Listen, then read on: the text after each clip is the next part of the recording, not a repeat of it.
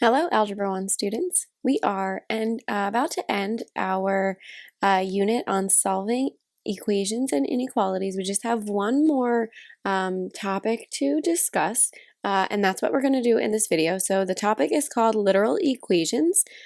The reason I'm doing a video is I think it might go a little bit better for us in terms of the fact that you can rewatch it as many times as you want. You can go back to it. You can pause it. You can rewind. So that way you are making sure you are getting all of the notes and understanding everything that you need to understand. So for this assignment, what you need to do while you're watching the video is to fill out the notes. You have some options for that. You can either type directly on the Google Doc that I've provided for you, you can print it out and write on it, or you can just write it on your own paper and upload pictures of your work. Either way, you need to submit your notes to get credit for this assignment. And you know you cannot just take a picture of the notes. That will not count. You need to physically take the notes as you are watching the video, just like you would if we were doing the notes in class. So here, the point of this lesson is to rearrange a given equation or formula to solve for a single unknown variable. And that's a lot of math words that we're going to kind of break down for you in this video. So in order to solve literal equations, you need to know what they are. A literal equation is an equation with more than one variable. So variables are letters, right? So there's going to be one or more letters or variables in our equation. And these are often known as formulas or functions. So solving a literal equation allows us to rearrange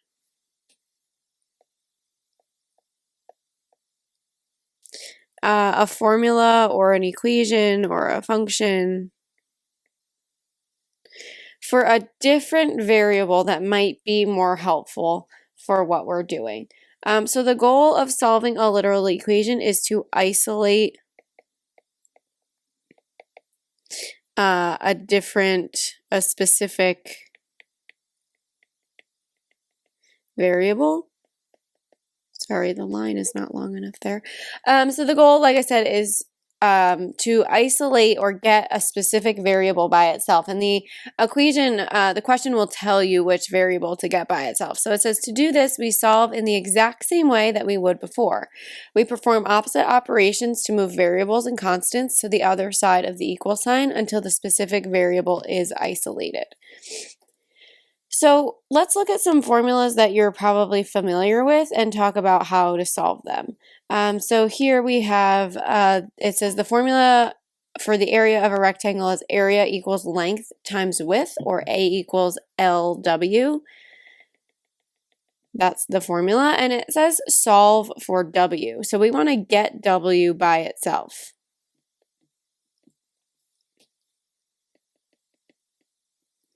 So I'm going to rewrite the formula. And since this is area equals length times width, in order to get W by itself, I'm going to divide both sides by L. Right, so we're dividing both sides by L.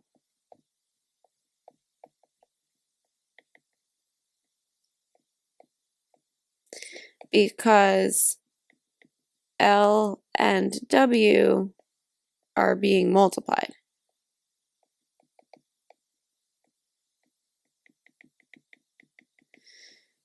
Right, the opposite of multiplication is division. I can't add or subtract anything from this equation because there is no addition or subtraction in my equation, so I can't do that. So here I'm going to be left with A divided by L equals W. Or I can rewrite that as W equals A over L. And I have done it. I have solved that literal equation for W. I have isolated W. So now in a problem, maybe if you're given the area and the length, you can easily find the width by using the rearranged formula. Another formula that we are familiar with is the area of a triangle. the area of a triangle is 1/2 base times height, right? So they want us to solve for B here. So B is right here, stuck in the middle, sort of my 1/2 and my H. And again, I need to think about what's happening to B to undo what's happening to B. So here, 1/2 B and H are all being multiplied.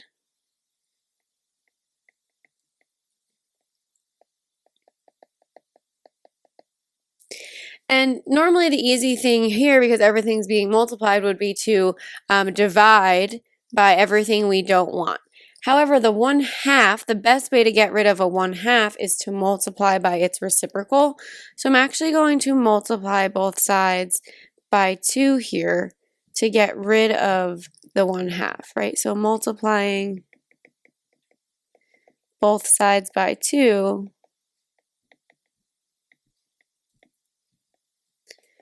to undo the 1/2. So what happens here is the 2 and the 1/2 will cancel. So I'm going to be left with 2a equals BH. And again, I still want to get B by itself. So now I can divide both sides by H.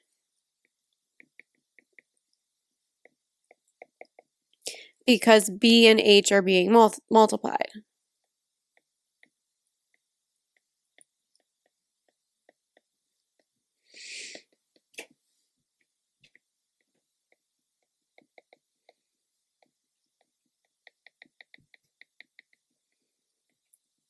So then I'm going to end up with 2a over H equals B, or I like to put it on the other side, B equals 2a over H. Either of these is technically correct. It does not matter which side the equal sign is on. I just sort of prefer it the second way that I wrote it here. So again, in both of those examples, there was no addition or subtraction, so I didn't do any addition or subtraction. In my next example, there is addition and subtraction, so I'm going to need to utilize that. So here it says the formula for perimeter of a rectangle is P equals 2L plus 2W. We want to get L by itself, so the goal here is to solve for the L. So I'm going to rewrite this, P equals 2L plus 2W, and we want to get L by itself. Anytime you have addition or subtraction in your literal equation, you're going to want to do that, the opposite of that first to undo it. So I'll write that for you. Right, so we're saying here, if you see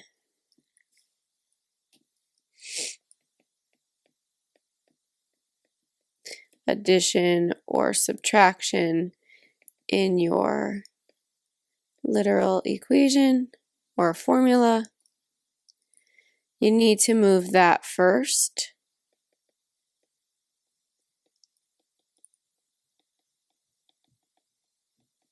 Division is typically our last step if there is addition and subtraction. So here in this problem, I want to get everything away from the 2L so that I can start to isolate the L. So what I'm going to do is I'm going to subtract 2W from both sides.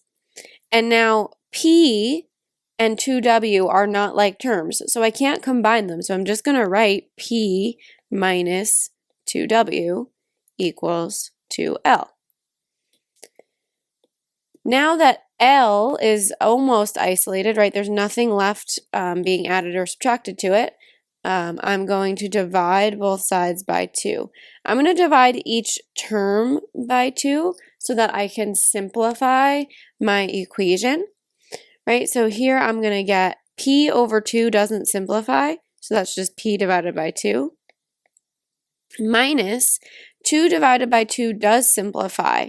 So I'm just left with just W equals, and then this is just L.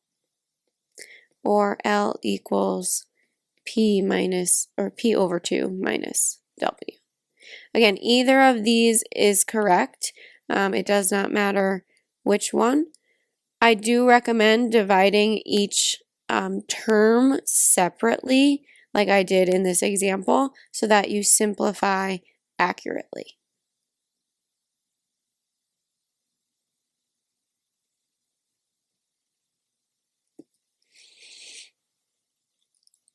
Again, as you're going through this and if you're saying, what the heck is going on, make sure you're writing down some questions so that you can ask them when we are in class, next class, right? So here we subtracted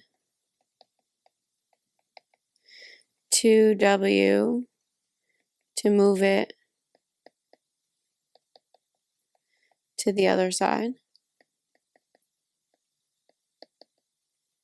And then we divided by 2 to isolate L. So why are we doing this? I know that, we can do it with formulas to make it a little easier for ourselves with formulas that we already know, but really what's going to be most important here is we're going to talk about linear equations next unit, and our equations are going to contain x's and y's, similar to the two formulas that are written up here. So we're going to see something called, this is what we call an equation in standard form, both of these. And you don't need to necessarily worry about that right at this moment, but we're going to start learning about linear equations in all their different forms. And the goal will be to, change it from what's called standard form to something that you're probably familiar with, which is called slope-intercept form. So really here, we're going to focus on solving these types of equations or formulas to get it in a y equals form. And that's kind of what these notes say. So it says in order to work with these types of equations, we need to be able to rewrite them in different forms. We want to be able to rewrite these equations so that they are in y equals form. So it says we call this function form. You'll also eventually hear me say slope-intercept form again, which you might be familiar with a little bit. So we're going to talk about that, but this process is known as solving for y. Right, so the goal in all of these is going to be to get y by itself. So let's take a look at some of these examples. So here it says x plus y equals 4. So the goal here, I'm going to zoom in. The goal here is to get this y by itself. So I need to move everything that's around it. So I want to get rid of this positive x. The opposite of positive x is minus x. So I'm going to subtract x from both sides. That's going to leave me with y equals 4 and x, or 4 and negative x, are not like terms. So I can't combine them, so I just leave this as 4 minus x, or sometimes you might want to say this is y equals negative x plus 4. These are the same thing. The order for right now doesn't necessarily matter, but when we get into that next unit, it is going to be important to have the x be first. So that one was pretty simple. It was just a one step to get y by itself. Let's look at number 2 here. So it says negative 2x plus y equals 20. Again, I want to get this y by itself, so I need to move everything else around it. So I want to get rid of the minus 2x. So the opposite of minus 2x, or negative 2x, is plus 2x. And I'm going to add that to both sides of my equation. Again, once I do that, these go to 0, so I'm left with just y. And then 20 and 2x, again, are not like terms, so I'm going to leave this as 20 plus 2x. Or again, I can write this as y equals 2x plus 20. And you have solved for y here. Either of those is your final answer. They can get a little more complicated. We could have a coefficient or a number in front of our y. So I really want to get this all alone. Again, in order to do that, because I have addition and subtraction in my problem, I'm going to subtract first to move the 8x over to the other side. It's in my way to this y. So again, these go to 0. And I'm left with 2y equals, again, 2 and negative 8x, not like terms, can't combine them. So I'm actually gonna write this as negative 8x plus 2. You could have also taken the approach of 2y equals 8 minus 2x. Both are okay. Wow, nope, I lied. Those are not okay. This would be 2 minus 8x. I messed up those numbers there. Sorry about that, guys. So, sorry, 2y equals negative 8x plus 2 is fine, or 2 minus 8x is fine. I need to get y by itself. It's still not alone, right? It's got this 2 in both of these cases. It's got this 2 attached to it. So this is 2 times y. So the opposite of multiplying by 2 is dividing by 2. And I'm going to divide each piece or each term, no matter which form you're doing, individually by 2 so that I can make sure I am simplifying this as much as possible. So I'm going to end up with, well, these cancel, so I'm left with y equals negative 8 divided by 2, so I'm simplifying this right here, is negative 4. So this is going to become negative 4x, and then 2 divided by 2 is positive 1, so plus 1. And the same thing happens here. The order will just be different, so these cancel, and this will be y equals 1 minus 4x. Same thing, addition doesn't matter how you write it as long as you keep the signs consistent. So notice the negative with the 4x in both of them, and the 1 is positive. Last but not least, problem number 4. So for this one, again, I want to get y by itself, so sometimes it helps to like highlight or circle the variable that you want to get by itself. In order to do that, again, I need to subtract x first because that's a positive x. It's in my way. I want to get rid of it. It cancels to 0. I'm going to bring down this whole negative 4y. Don't forget the negative. Again, I can write this as negative x plus 28, or I can write this as 28 minus x. Either is fine. And then to get y by itself, I'm going to divide by negative 4. Remember, I'm going to divide each term individually by negative 4 so that I can simplify. So negative 4 divided by negative 4 goes to 1, so I get y equals. Negative divided by a negative is a positive, so this is going to just be x over 4, and then 28 divided by negative 4 is negative 7. And then if you did it the other way, you would just get negative 7 plus x over 4, because negative divided by negative becomes a positive. So again, either of these is correct. It does not matter which order you write them in as long as they are completely simplified and y is by itself.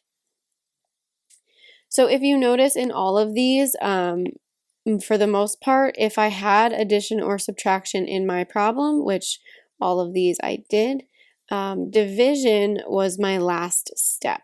So I cannot divide until the end unless, right back up here, I had no addition and subtraction. Right, so I made a note here. It says if you see addition or subtraction in your literal equation, you need to move that first. You can make an additional note here. Division is typically the last step if we have addition or subtraction in the problem. So you can add that to your note up there. And that's literal equations in a nutshell. So we'll do some practice with this in class. We might do a word problem or two. We'll keep it really simple, but that is literal equations. If you need to go back, rewind, whatever you need to do to make sure that you have all of these notes, please do that. If you have questions, write them down so you can ask them during class about literal equations. You can always email me or come to Extra Help as well, whatever you might need for understanding literal equations.